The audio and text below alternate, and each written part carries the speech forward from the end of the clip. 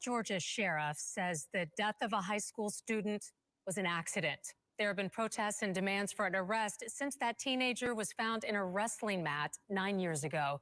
Channel 2's Tony Thomas is live in Valdosta with reaction from Kendrick Johnson's family and also investigators. Tony. Linda, Lowndes County Sheriff says case closed. He says the death of student Kendrick Johnson in the gym of the Lowndes County High School here 9 years ago was a tragic accident. Johnson's mother says this is just part of a continuing cover-up.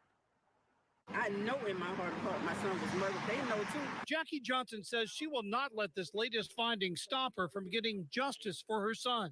The teen was found dead inside a rolled-up wrestling mat inside his high school gym 9 years ago. What do you guys do now?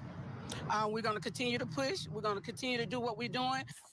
Lowndes County Sheriff Ashley Paulk reopened the investigation last year after he received 17 boxes of evidence from a closed FBI case.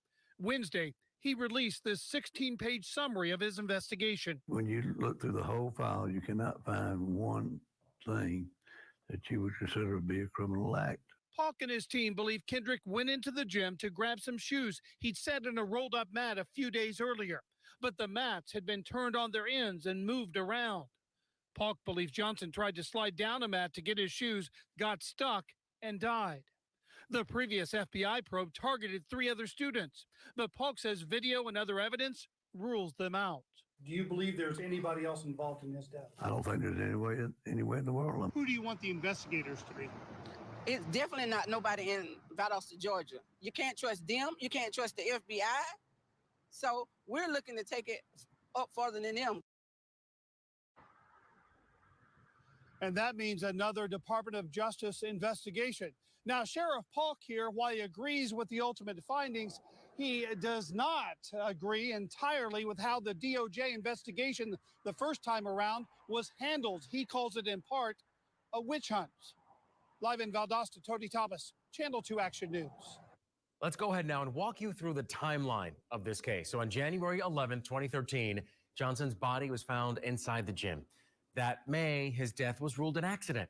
But then 2 years later, after his death, his parents filed a lawsuit accusing his classmates of killing him. 19 months after that, the Justice Department said there was not enough evidence to support charging anyone, so they closed their investigation. Then in 2019, his family asked for the case to be reopened. But then today, the sheriff once again ruled the death accidental.